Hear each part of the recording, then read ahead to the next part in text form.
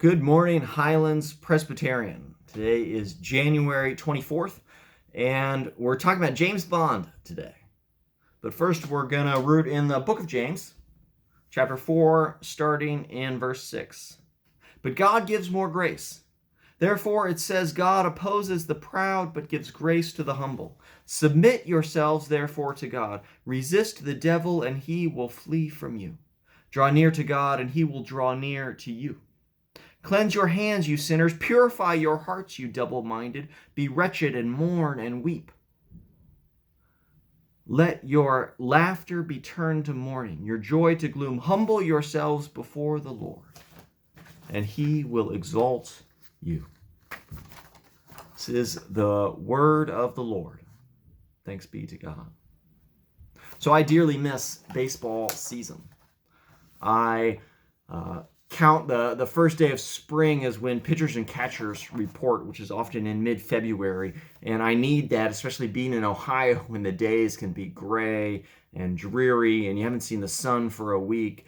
And baseball comes into me. It's this rhythm of life that points ahead to summer. And I was reading an article the other day about Chris Bryant, who plays for the Chicago Cubs.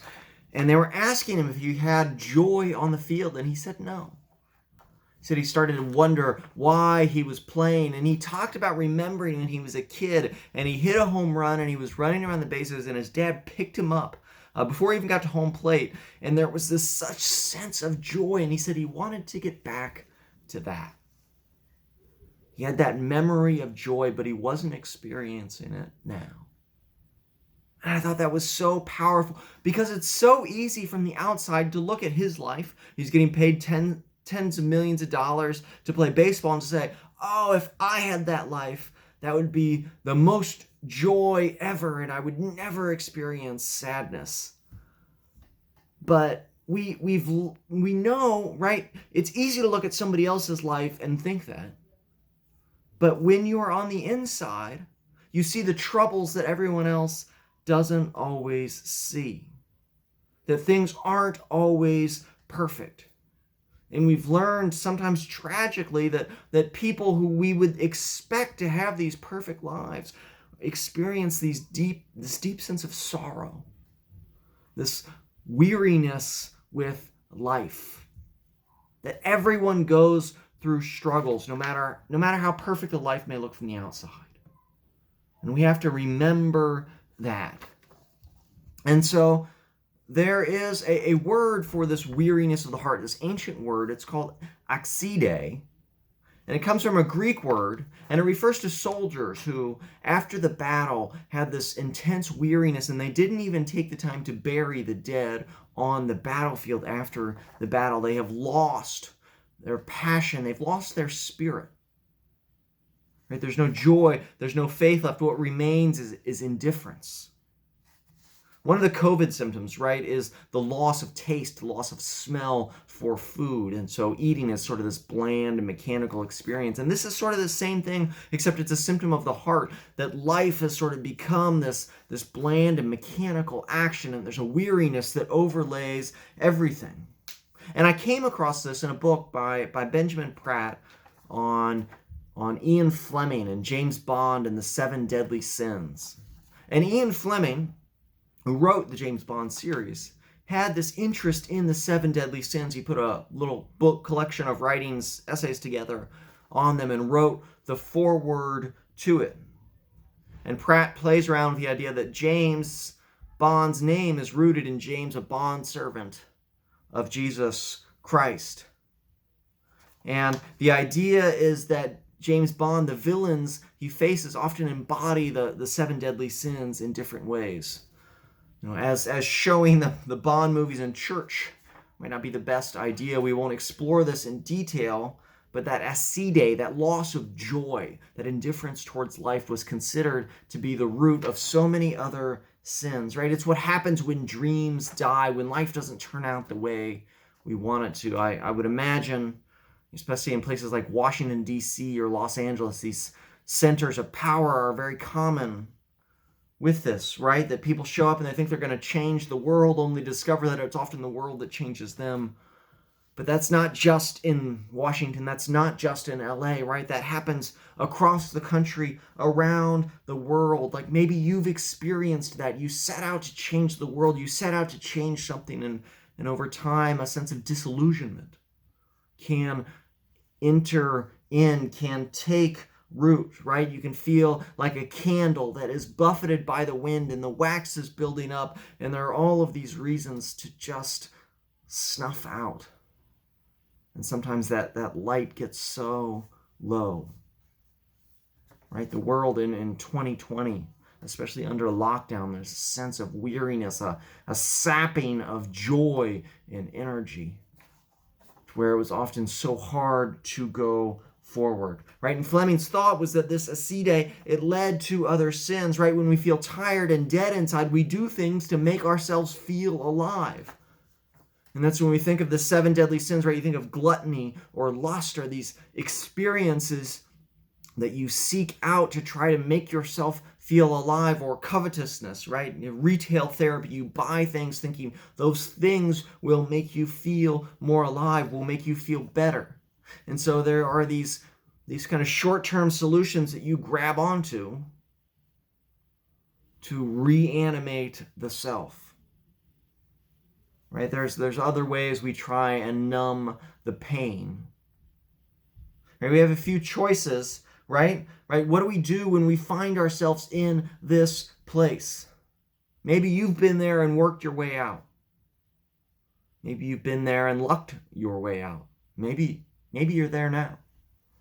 Maybe you're stuck in this place, right? We have a few choices when we find ourselves in the midst of accidie, of weariness. Right? The first is to become a supervillain, right? That's what the villains in the Bond movies did, right? Bored with life, they surrounded themselves with minions and sought out world domination. By and large, it did not work out well, and I would not recommend that.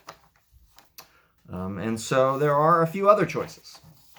Maybe not as grand as world domination, but perhaps better in the long term for you and me and everyone else, right? So, and the first is and just to think about, is to root yourself, root our rhythms of life in the rhythms of Christianity, right? The Christian community. When we look at the grand arch of the biblical narrative, the scope in which we live, it's one that moves from creation and community into and through despair, and then comes out through resurrection on the other side with a deeper sense of community, but it moves through despair and brokenness. I've been studying the Old Testament, and some of those communities, some of those stories are so broken, but the community moves through. It doesn't gloss over them. It doesn't just avoid them, but it talks about the depth of despair, right? But it's looking forward to the coming of Christ, to the redemption that the community will experience, right? And we think about this large narrative trimmed down in minor scale, and it's packed into Easter weekend, right? We have the joy of community of the Last Supper that quickly moves into the despair of Good Friday, and then Holy Saturday is the weariness, right? It's when the community feels broken and lost. But then Easter comes.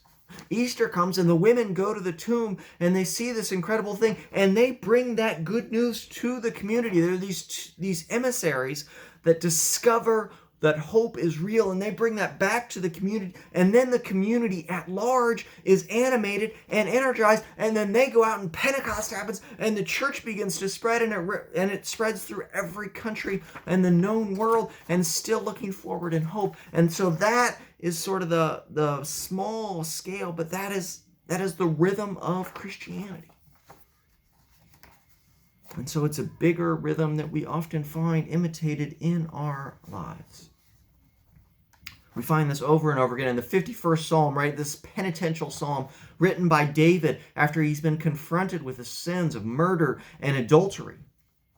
Right? This was the man after God's own heart. This wasn't supposed to happen to him. Again, going back to what I talked in the beginning, you look from the outside and say, David's got it made. And yet on the inside, he's got problems, right? It's so easy to judge how other people should be living. But we can't do that because we're not in their shoes. Right? And so David's prayer, right? It seems like his own heart has died. His prayers, let me hear joy and gladness. Let the bones that you have broken rejoice. Hide your face from my sins and blot out my iniquities.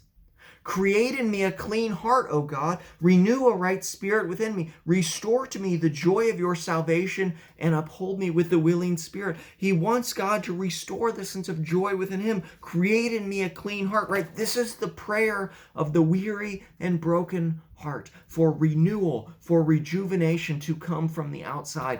David, a man after God's own heart, prayed that prayer. It's the same message we find in James 4.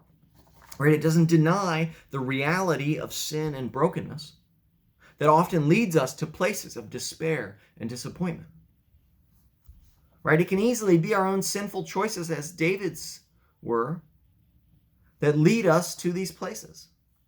But to leave them, we confront the sin in the world, we confront the sin in our own lives, and we humble ourselves before God, and God will exalt you. Draw near to God, and God will draw near to you.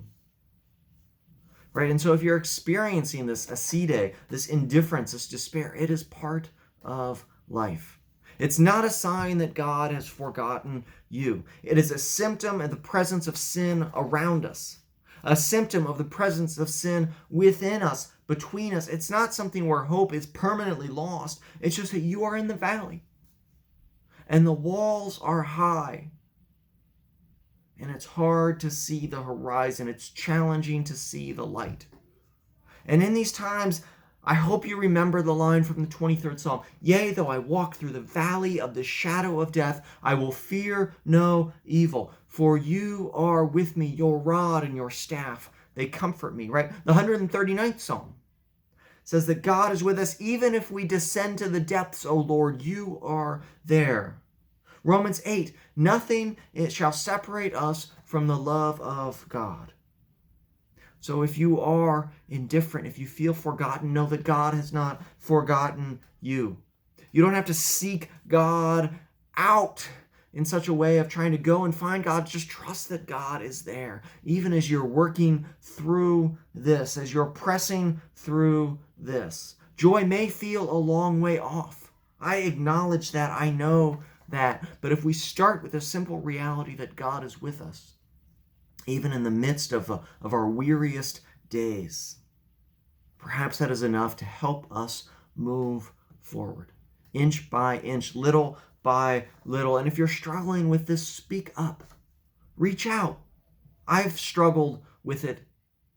I still do some days. We all do. It is natural as part of our broken world. Right? As a church, as a community of believers, we need to be honest about the struggles we're going through, about the struggles we have gone through, to be real with one another so that we recognize that we are a community of broken. I think it was Augustine who said, right, the church is not a museum for saints. It is a hospital for sinners. We come together as the broken to be healed and let God heal us and remind one another that the landscape of where we are now is not permanent, that God has set joy and hope before us, and so we help one another press on.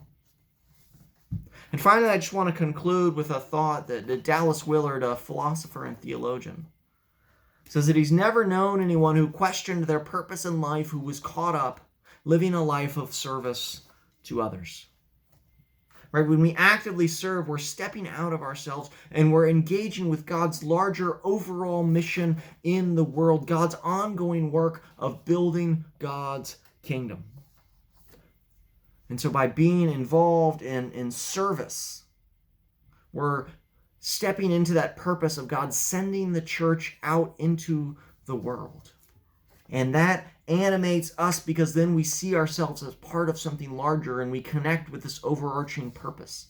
In the last few days, I've heard stories about people using their retirement to cook food for others, or noticing people needing groceries brought to them, or needing transportation to go be vaccinated or go for testing.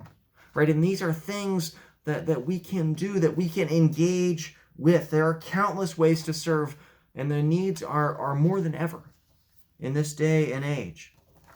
And when we engage with the world around us, we lead our hearts out into the community, joining with Christ in Christ's ongoing work.